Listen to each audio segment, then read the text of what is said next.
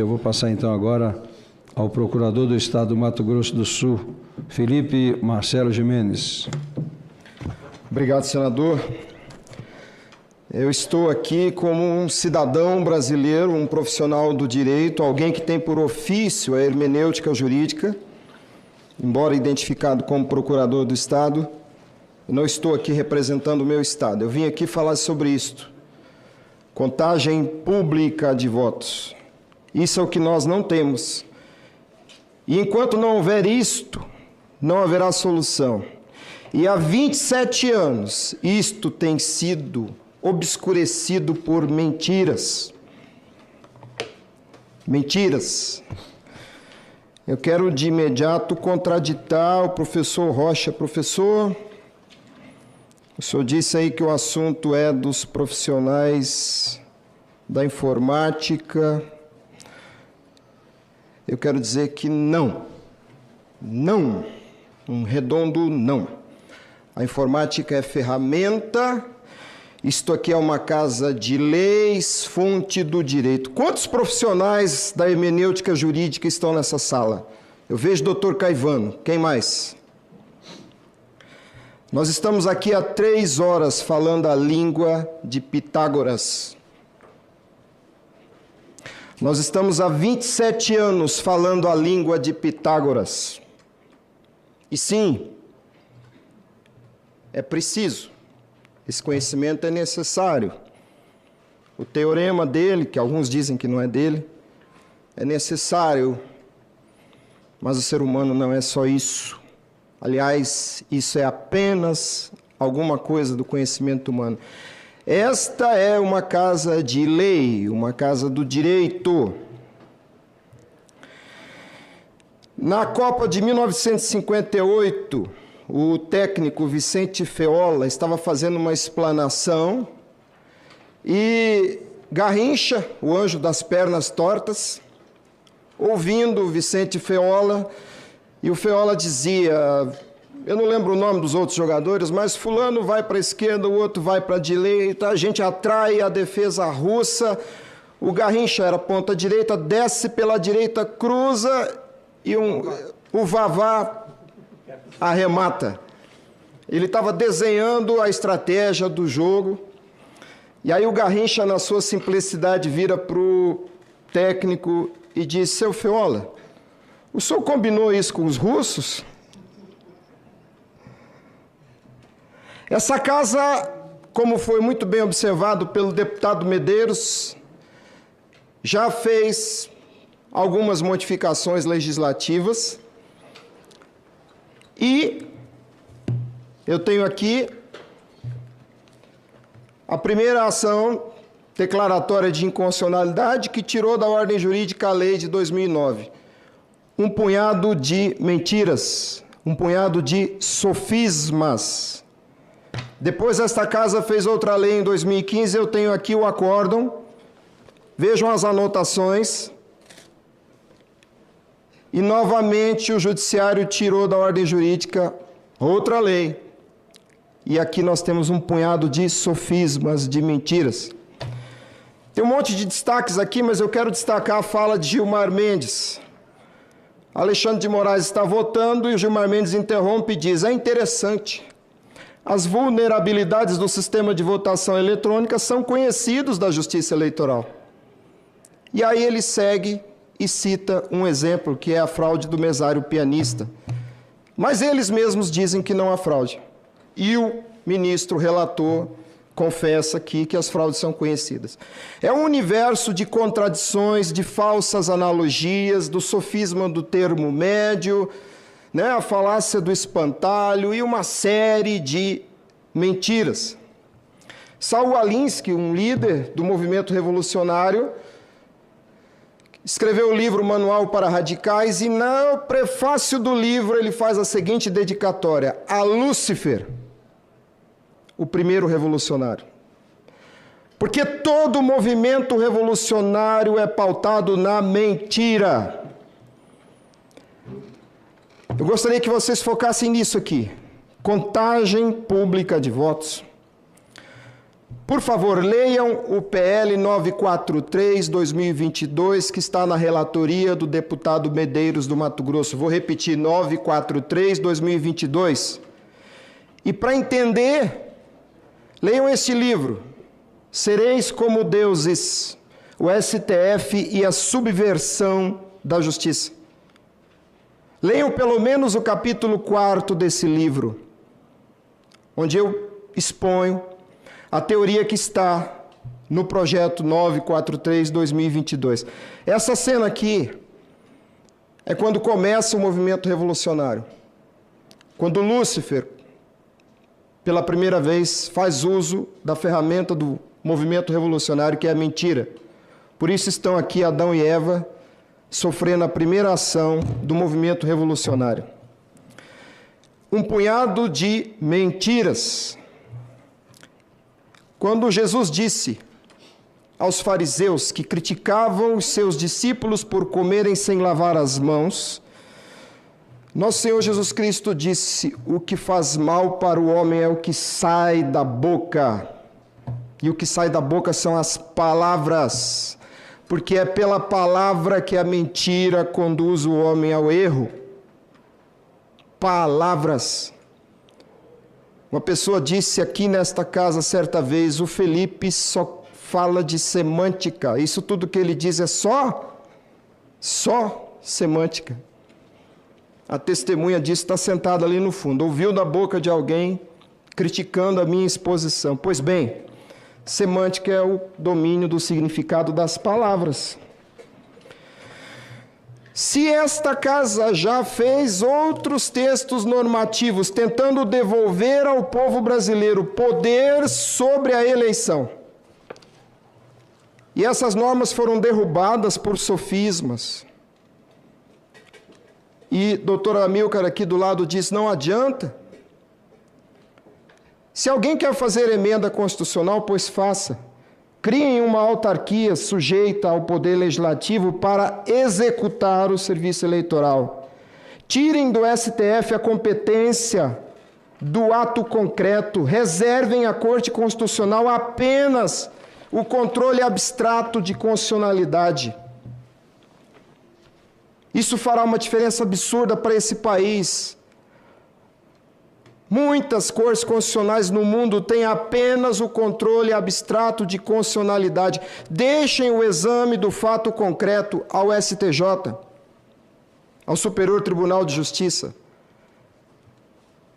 Eliminem essa hibridez, essa confusão de poderes que está centrada no STF. Os senhores podem fazer isso, senadores.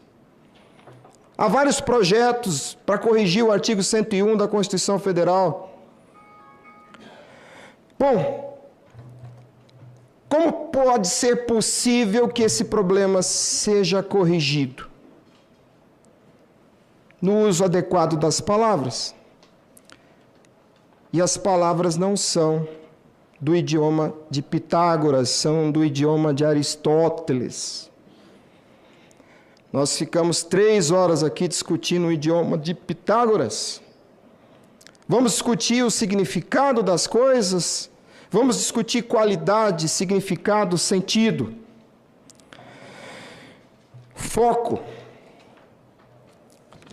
Eu ouso dizer, máquinas novas não são a solução, muito embora tenham sido usadas aqui como paradigma. Quem tem que certificar uma eleição, professor Rocha, é o povo. Certidão é atributo de existência. Uma certidão significa que determinado fato aconteceu.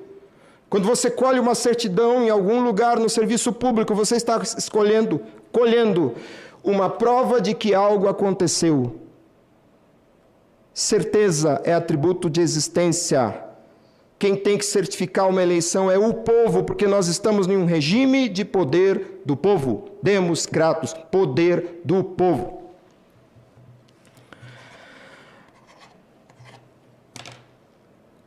Por que o cidadão Clériston morreu?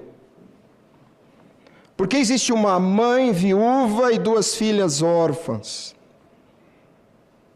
Clériston morreu porque o serviço eleitoral brasileiro viola, desrespeita o princípio constitucional da publicidade há 27 anos.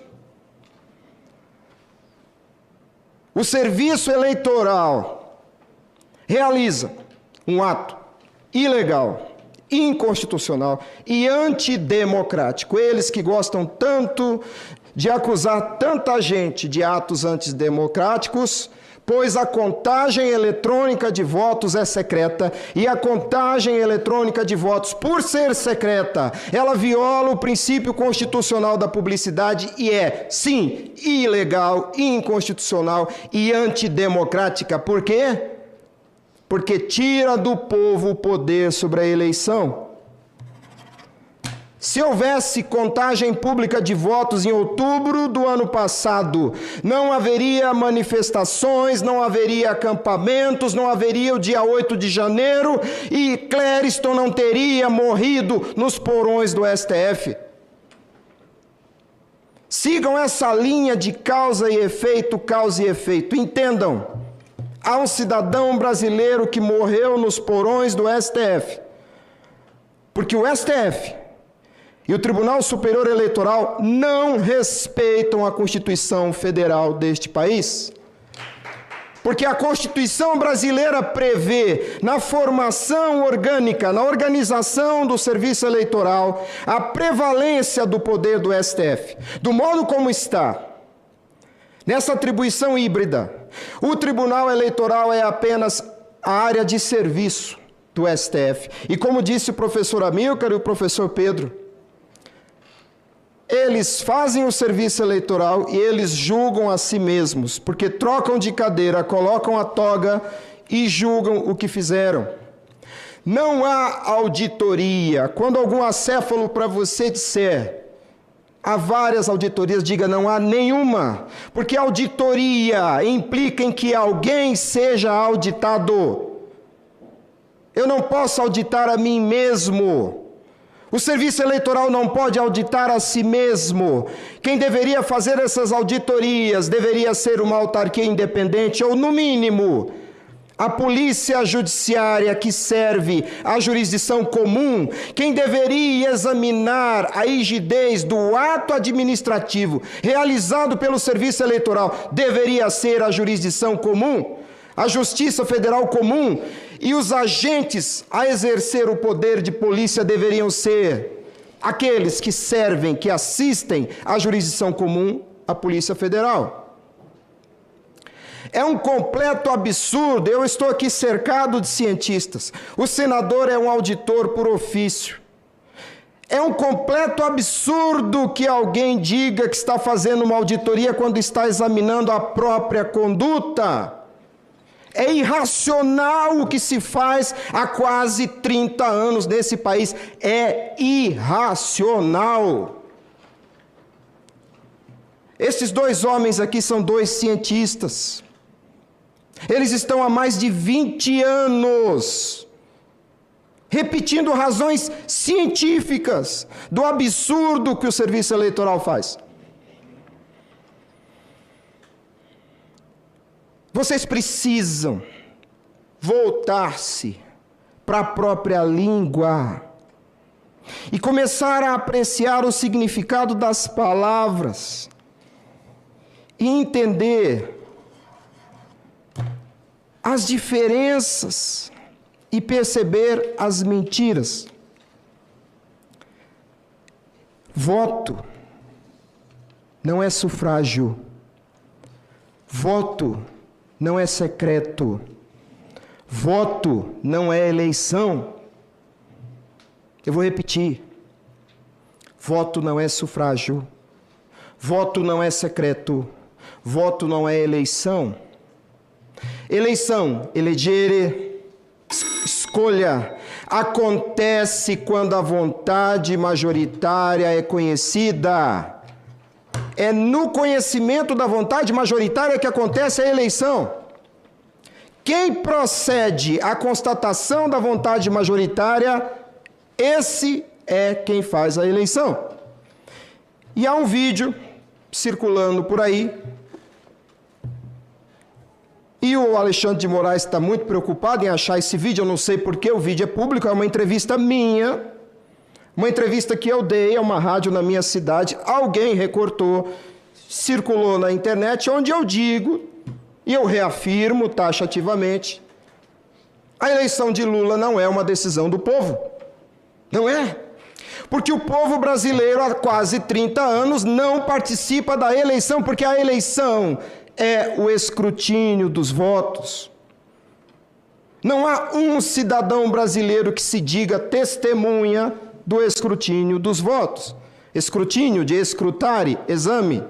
O processo de verificação, atribuição e cômputo de cada voto. Não há poder do povo brasileiro sobre esse ato crucial, que é, em si, na substância, a própria eleição.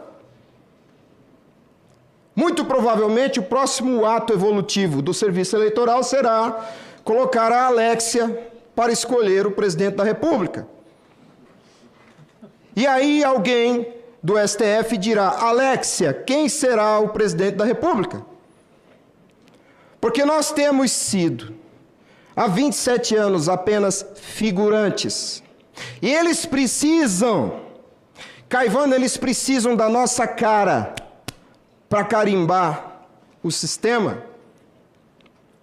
Porque se você não for à sessão eleitoral, o sistema não se chancela.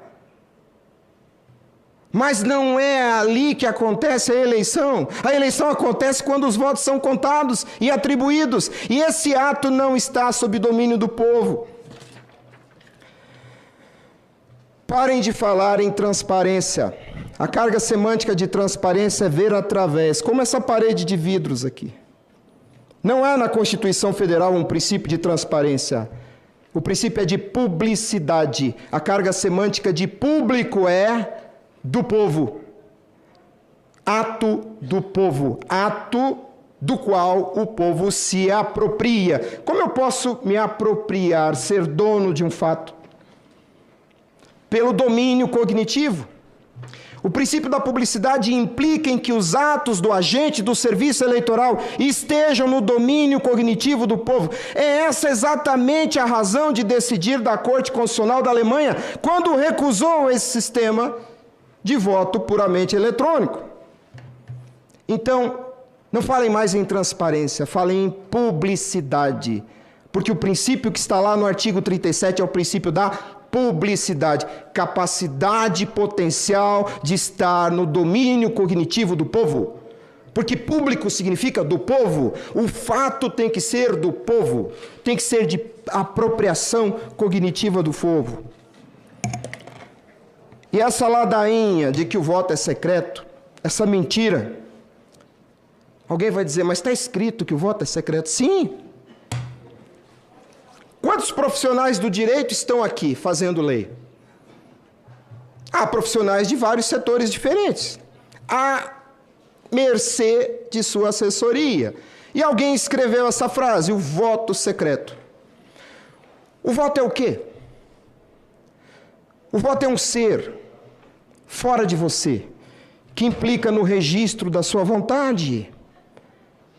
Esse ser chamado voto não é secreto. Ele é contado. Não se conta algo desconhecido. O voto não é secreto. Então o que é secreto? É o ato de votar. A interpretação teleológica e sistemática dessa cláusula implica em que secreto é o ato de votar. A despeito de que alguém tenha escrito que o voto é secreto, esse é o papel do jurista. É por isso que a gente estuda a ciência do direito. O idioma de Aristóteles, não de Pitágoras. Então parem de dizer que o voto é secreto. Digam, é o ato de votar.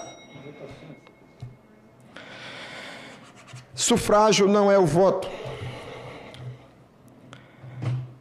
Sufrágio é a relação jurídica onde o voto é objeto.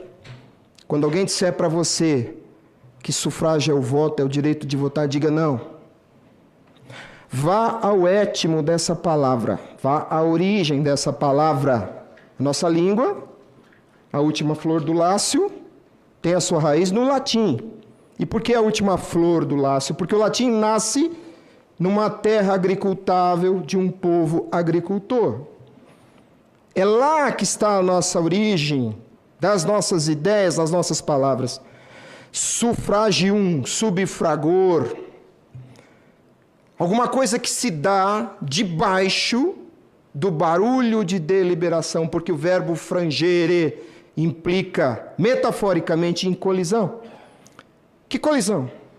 Quando os senhores estão debatendo no plenário, ocorre uma colisão de ideias. Isso é o fragor, é o frangere.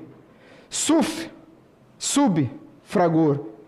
O resultado desse embate se colhe debaixo da colisão de ideias.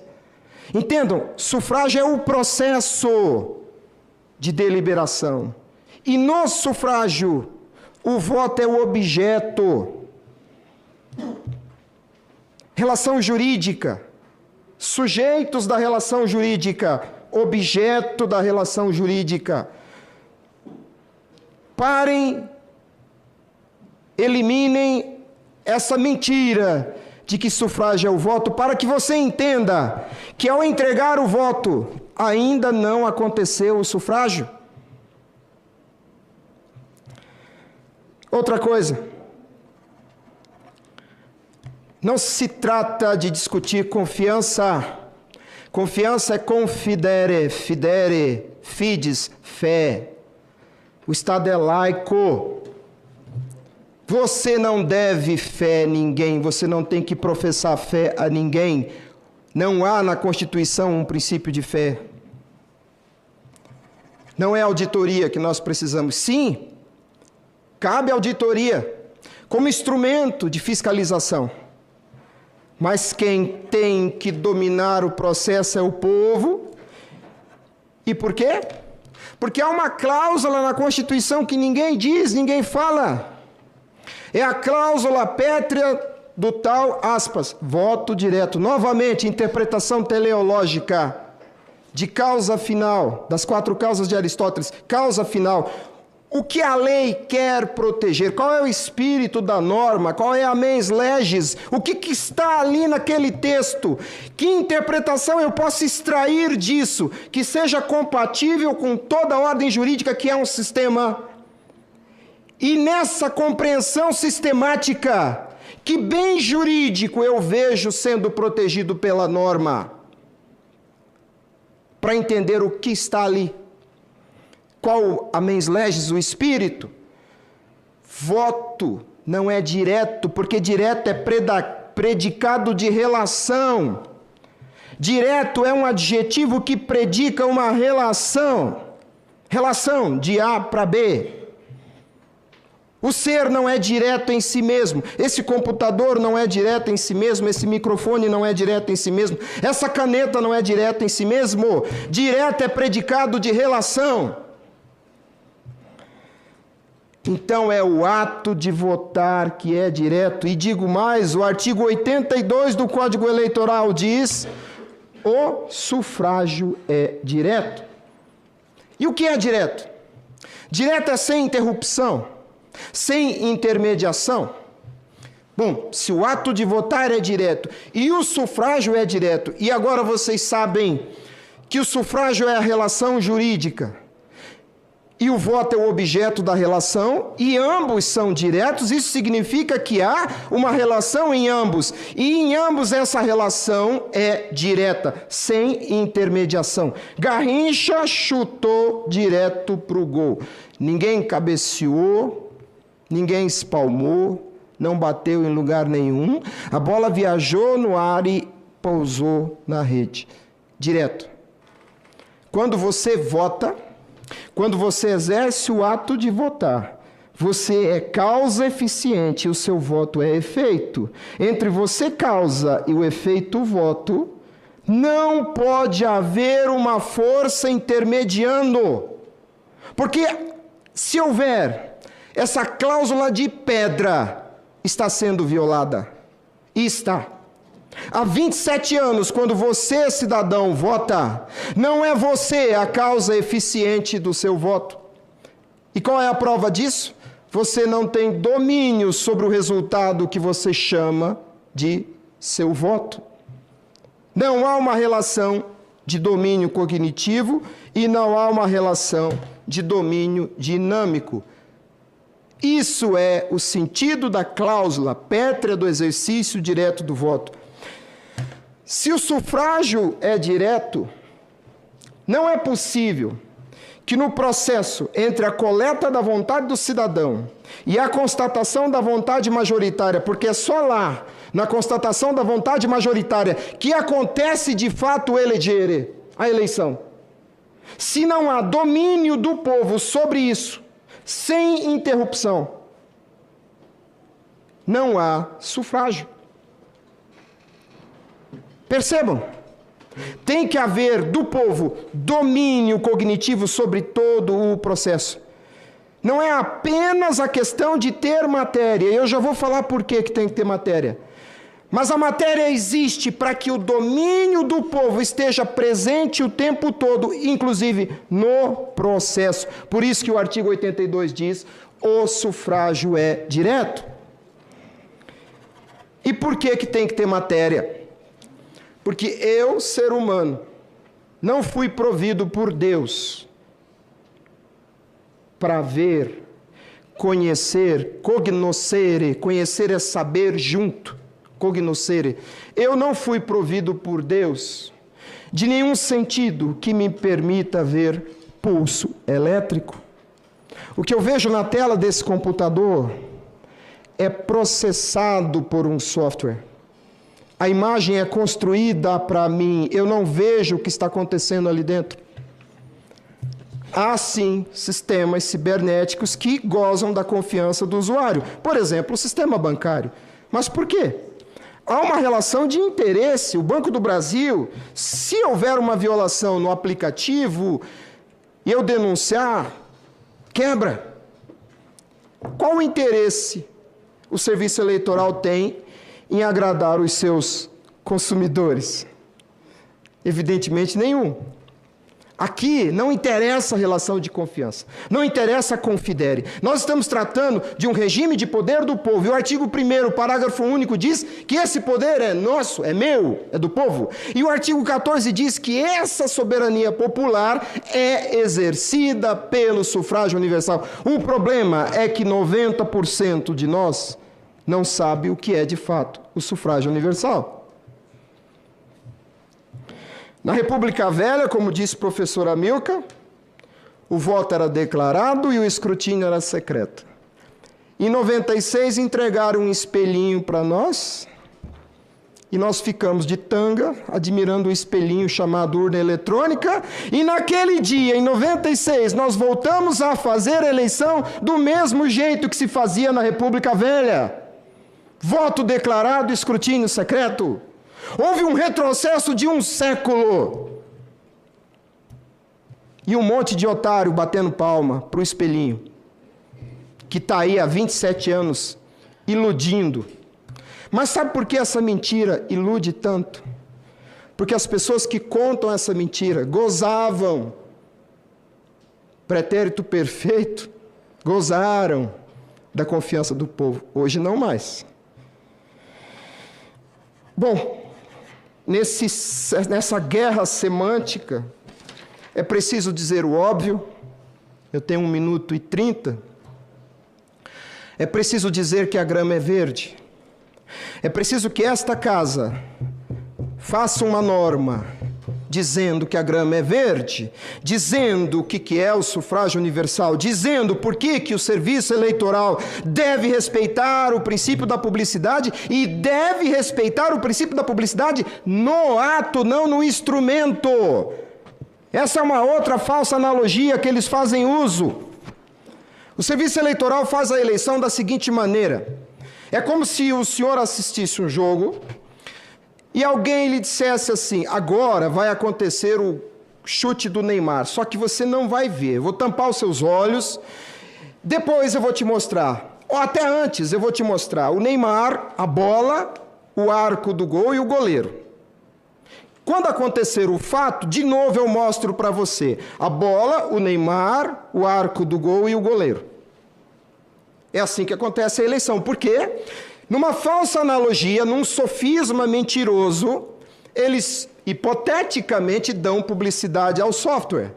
E esperam que você, tendo conhecido o software, se dê por satisfeito, porque hipoteticamente você conhecerá o fato que será realizado com o instrumento.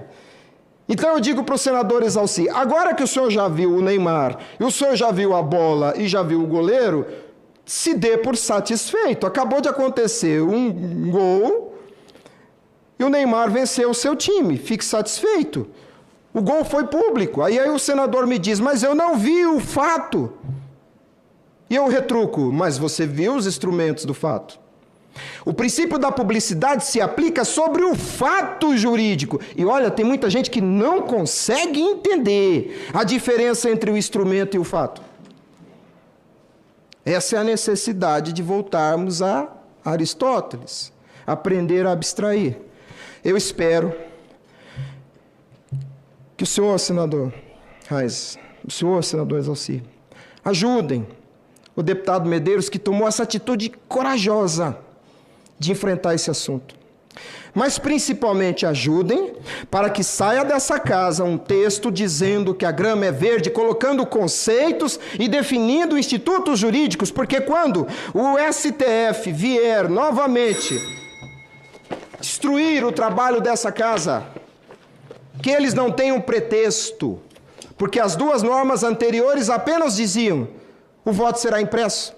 O texto era pobre, apenas definia instrumento. Não, os senhores têm que definir os institutos jurídicos. E quando eles querem, o movimento revolucionário coloca na lei todos os conceitos. Olhem a lei da igualdade racial, é praticamente um dicionário.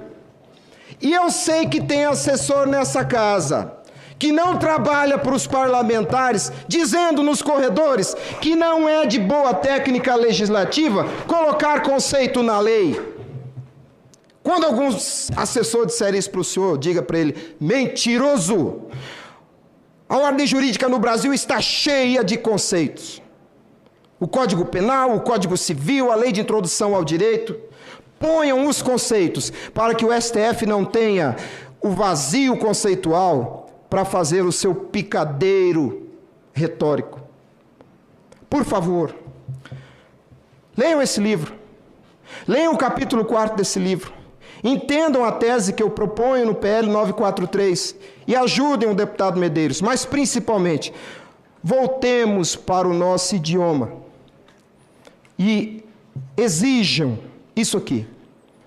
Quando subiram no terraço deste Congresso Nacional pedindo código-fonte, eu me perguntava: quantos desses cidadãos, segurando essa faixa, sabem ler um código-fonte? Para que você quer um código-fonte se você não sabe ler um código-fonte? Eu confio no Dr. Pedro e confio no professor Amilcar. Mas quantos de vocês têm um Amilcar para carregar a tiracolo? Para ler para vocês código-fonte? A democracia não se faz assim. Ela se faz de forma direta, porque é um regime de poder do povo. E nós temos que exigir de volta dessa corte, que se tornou um castelo de ditadura, de volta, poder do povo. Democracia. Chega de um sistema antidemocrático e totalitário baseado em mentiras. Que Deus abençoe vocês. Obrigado.